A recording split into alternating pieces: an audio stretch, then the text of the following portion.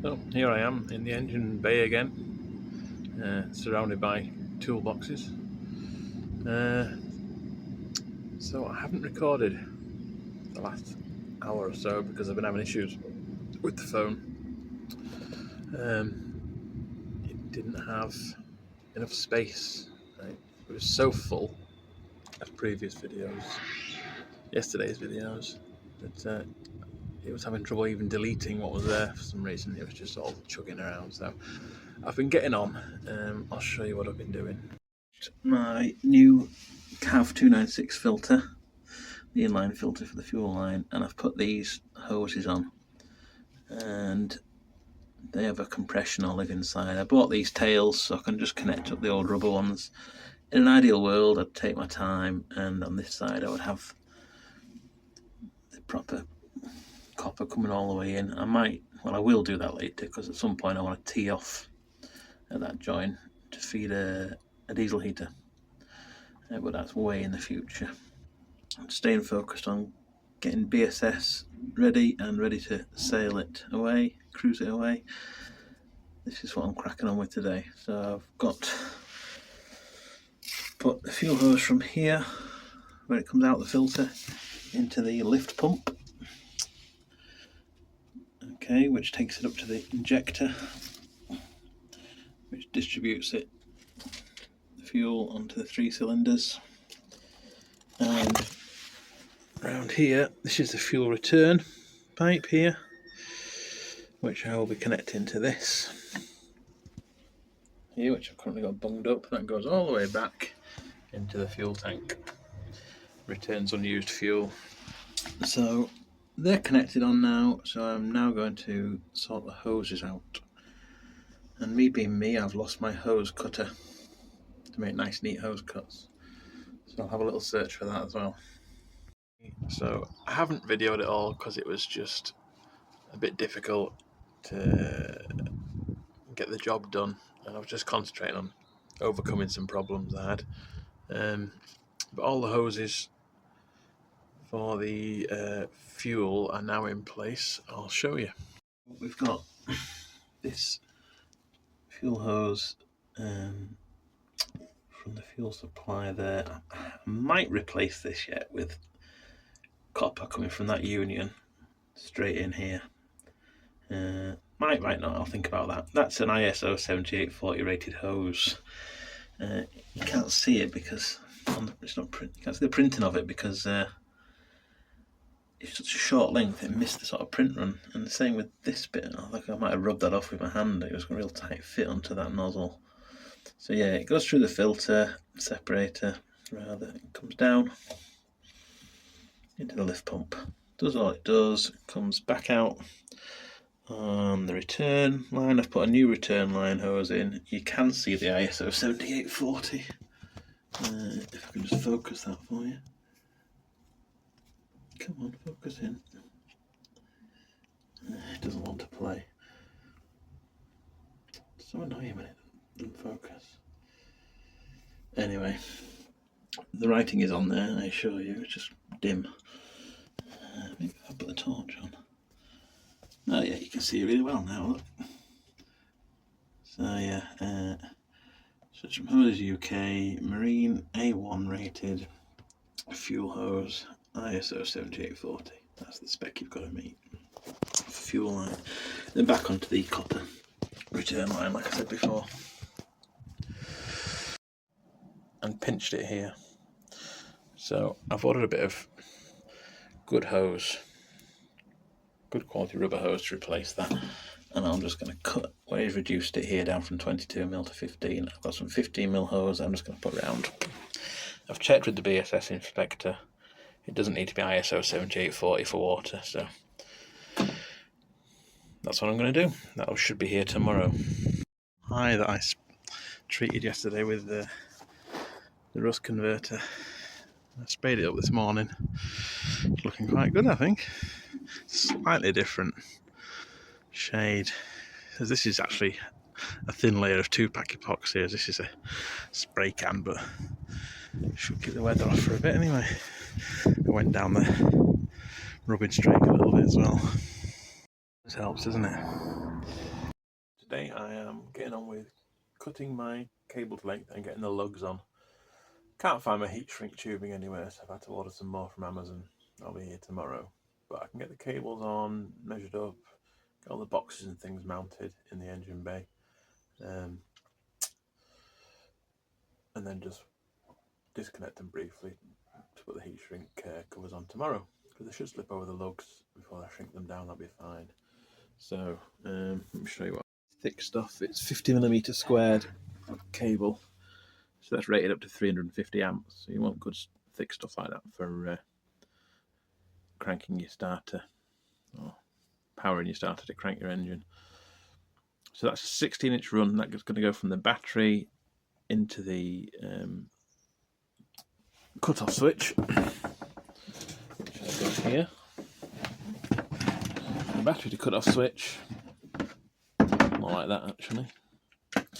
And then I've got a 30. I've written out my hand. Look, a lovely clean hand. I've got a 36-inch length to cut for running from the isolator switch down to the starter motor. So I've just got these ready to go at the 36-inch point. The cable shears. You can't beat cable shears for this job. Look at that. It's really quite a neat cut. Ready to strip the insulation back. Get your lugs on. Lugs. Don't think I've quite got enough. So I'm going to have to order some more. There's electrical factors up the road in Long Eaton. I mean, that's 50 with a 10mm hole lock, 50-10, which is what I need. But I've only got 3 of those. So I've got 4 needed right here, and I'm going to need another 2 to go with the same stuff from the switch to the buzzboard. The stuff coming off the buzzboard, I'll probably use thinner stuff for that. So I'll probably have enough lugs in here to do that thinner stuff at probably like 35mm. But I am going to need to go and buy a few 50mm lugs. They're not too expensive from City Electrical, so I'll get on with that. Show you my fire as well. I've put some polish on top of the matte paint today. I haven't done round the glass yet. I've cleaned the glass up a bit. I had to just repaint the inside edge of those, of the door there. So I'm going to let that dry off before I polish it up. But you can see the difference between the polished and the unpolished section, can't you? I think the whole thing's looking a lot better. Polished it right up as well now. And that sealant went off obviously before I applied more paint and polish. It's looking good. Okay.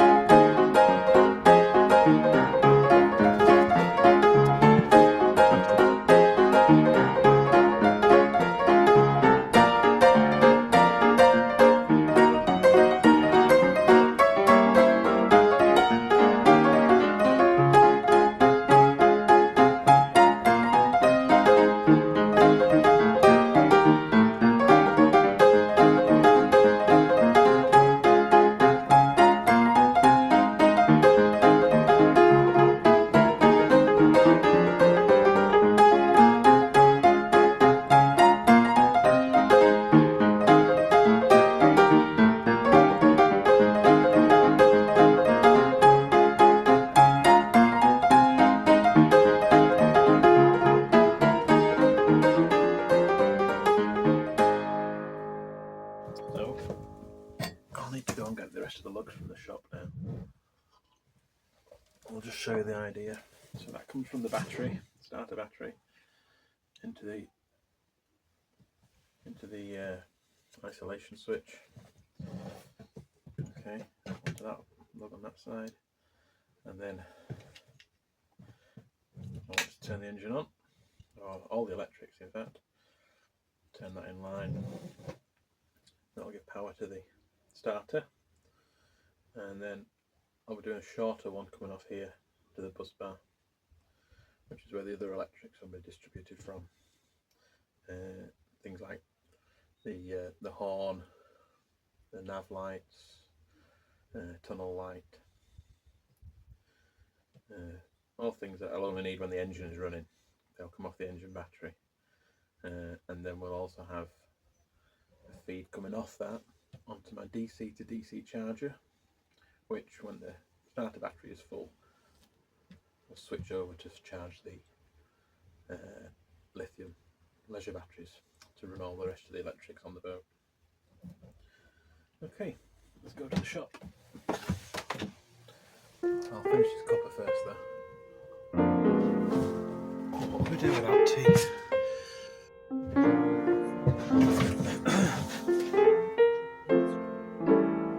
Right, replenish my 50mm lugs.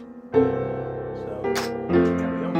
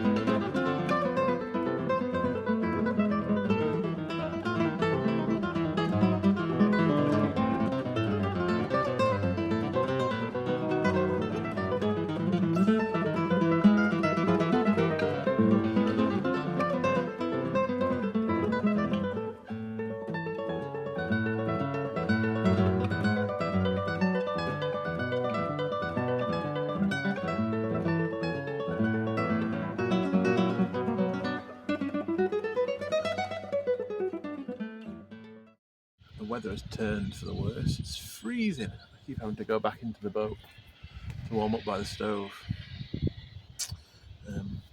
I've got quite a bit done. I'll bring you up to date later. But today, sorry about the noise if you can hear a hissing in the background. There's the sandblasting hill over there somewhere. Obviously got a boat in there. Grip blasting, whatever it is. Hopefully you can hear me and the wind's not too bad on the mic. One of these days I'll figure out how to use that Bluetooth mic. So I've got a few more bits to do in the engine bay. I've done most of the engine electrics, so I've got a few more bits to do. I'm going to do that this afternoon. First thing I'm going to do this morning, I'll just show you. Let's just flip this round. See what I've got here. I've got a big piece of steel which I bought from Steel People. So there's a funny looking train going past. I think it's one of those track cleaner trains. Weird looking beasts. Anyway, I bought this from one of the metal shops. Idea being that it's going to sit on top of this hole here. Still act as a vent for cooling because it'll suck it in from the top. But I'm going to cut it off about this height-ish. I'll figure that out in a minute. And have a plinth on top of it with the instrument panel and everything on top. Instrument panel, horn, bilge, light switch, and I'll have it enclosed, sitting on top of that, and sending all the cables straight down into the engine there. That's the plan. So hopefully that should stop the rain getting in there all the time as well, which has been a real pain for me. And then this smaller one, I know I've got a cable coming out of it now, that's just for neatness. I will have a hose coming out of there to a header tank for the heat exchanger on top of the engine. I'll explain that when I come to it. So what I need to do for now is, I've already started cutting this with the grinder, with my cutting disc on. I'm just cutting out a little recess in this. Used to be a shelf and a box on here. There was a bit of angle iron there, I've already taken it off this morning. Yeah, there was a shelf and a box with just lots of crap in it, like mooring pins and a lot of mud from when the boat sank, obviously. So I'm going to cut out a little rebate for the pipe to sit against. So yeah, that's what we're on with now. And I've got the world's tiniest safety goggles, so don't laugh.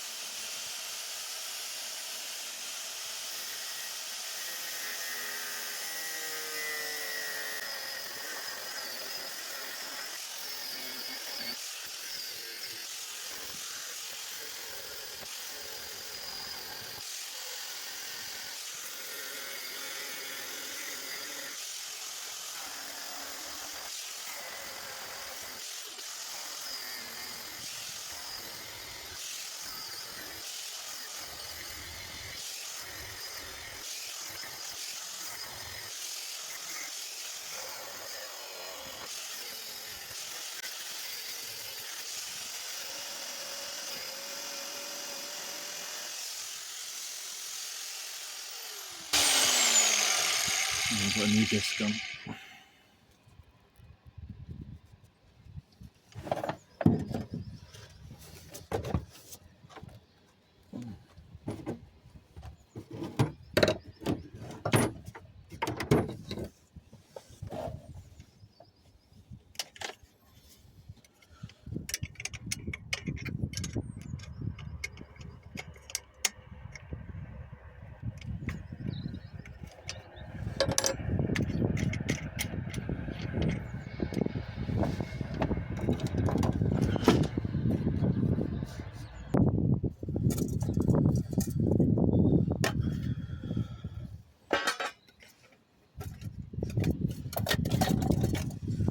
Shows how much they wear down, isn't it? You can go smaller.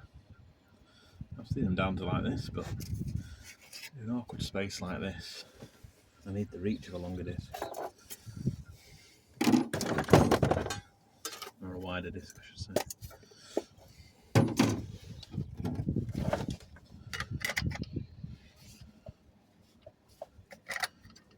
Change your grinder disc. You should probably unplug it. And then you have this button here, which locks the spindle. If you don't lock the spindle, it turns when you're trying to tighten it on. You clamp it between these two bits.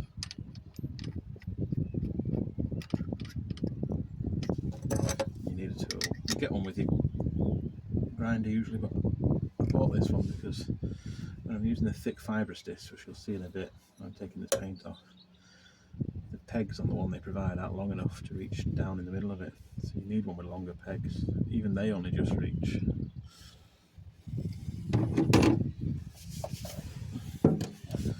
Okay, gloves back on.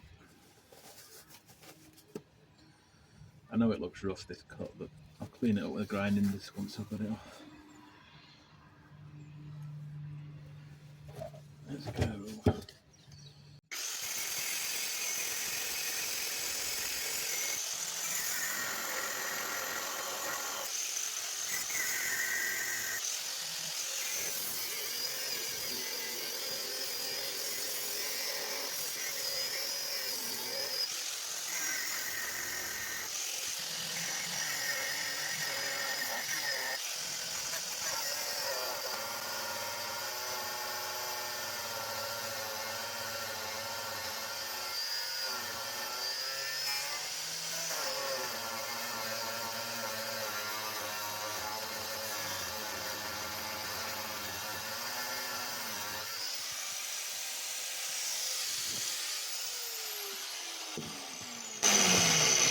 Steel, it's about 5mm at the front, but quickly goes down to, must be getting on for 10 at the back. Gets to 10 by about here, so chamfers in. I'm going to give it a whack on a £2 hammer, see if that helps get things moving.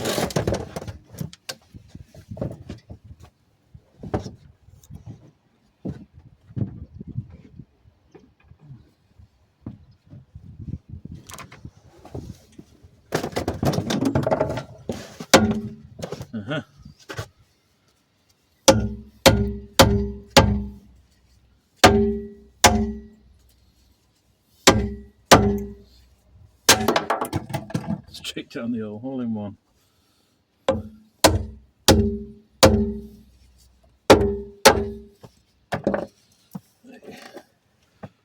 See how thick it is. That's some job. Right. It's a nice hand warmer today. That's lovely. Wow.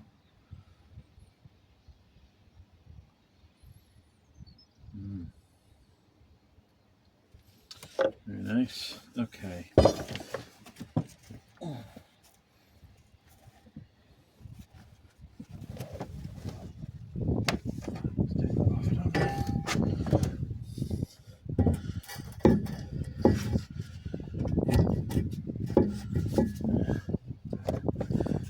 think I might have to cut some more off that, but I actually think if I clean that up a bit, that'll be bang on. I can weld that straight against there.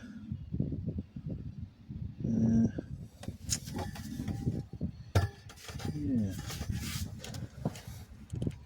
Do I leave this collar on or do I take it off? That's the question. Ideally, I think I'd take it off, but I don't know how wide the hole is underneath. I don't want it to fall through.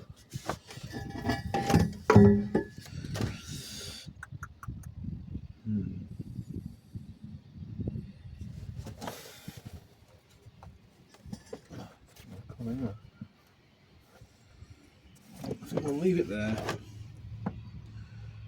and I'll seal this onto it, and I'll seal around it. Okay.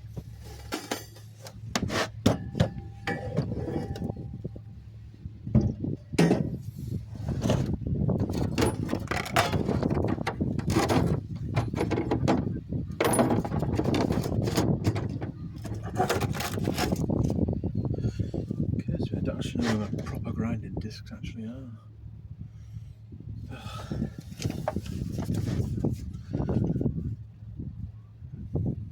It's taking half an hour searching through to find them, probably. If they're even on the boat. I feel like I brought some down.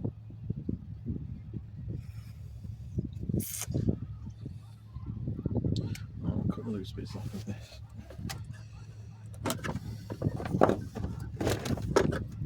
Yeah, you must wear goggles when grinding. The safety squint just doesn't cut it with a grinder.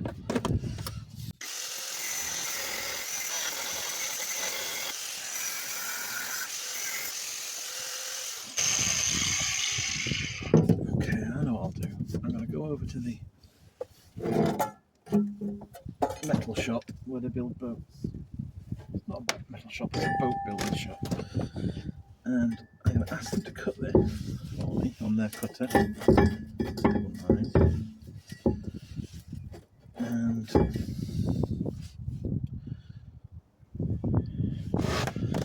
I don't want it. Something like that. Yeah. Okay. It's higher than that mark.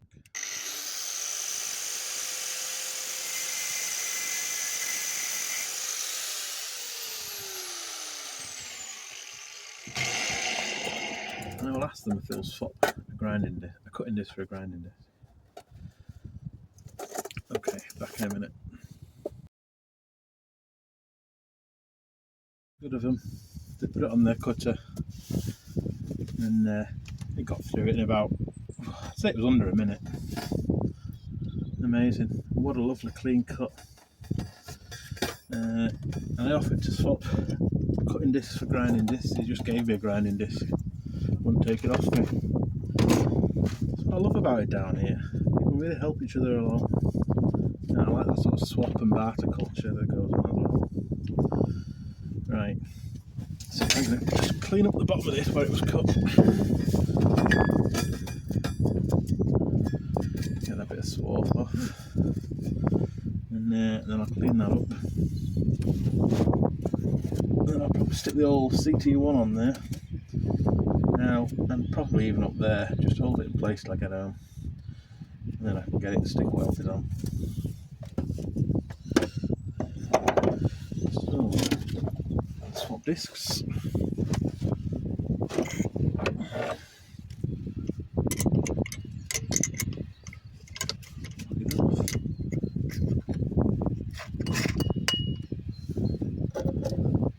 But that's not still warm now. Nope. What a chunk of steel! I can't get over it. That's a ½ inch, like the base plate. I reckon it's an old boat. This has got a ½ inch base plate, which you just don't get anymore. They build it with 10mm steel nowadays, and that's not the same quality. Yeah, I might keep that as a little indicator. Maybe I'm just being silly. Need a hoarder.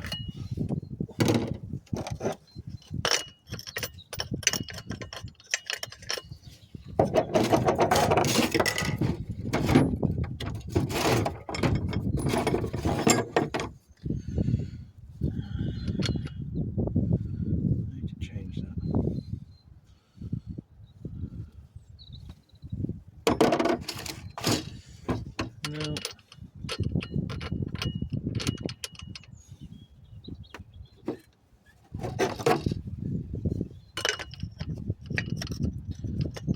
There we go.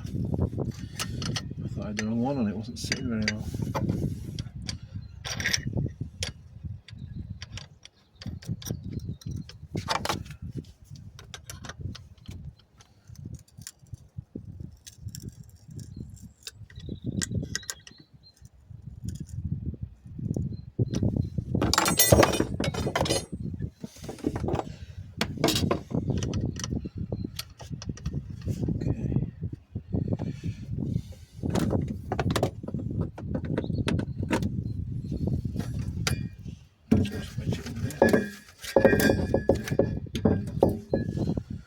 Goggles on.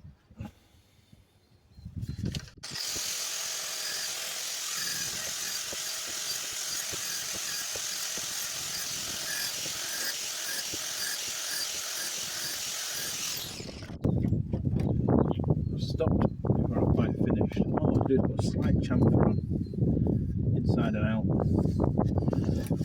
so any cables going down that don't catch on a rough edge. So you can see, here before and after on the inside edge, but I haven't taken it off yet. Literally just a little sort of 45-degree angle. Nice angle grinder after all.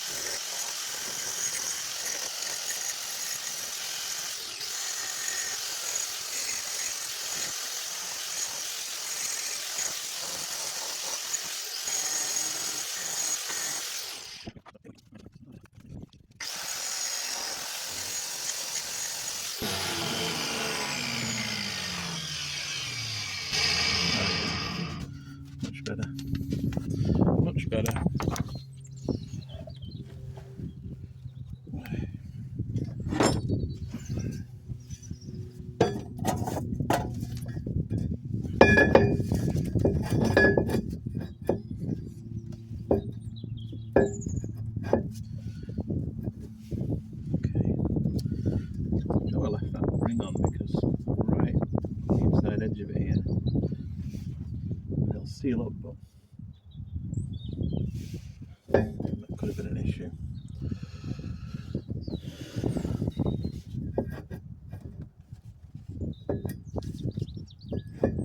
Okay.